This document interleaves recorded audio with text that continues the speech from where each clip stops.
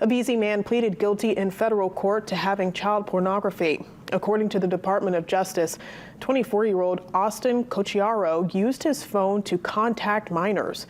Court documents show he asked minors to participate in the production of child porn and that he would pay for images online. Last year, the FBI searched Cocchiaro's homes and found child pornography on 2 of his phones. When sentenced, he faces 10 years to life in prison, a fine of up to $250,000, and up to a lifetime of supervised release.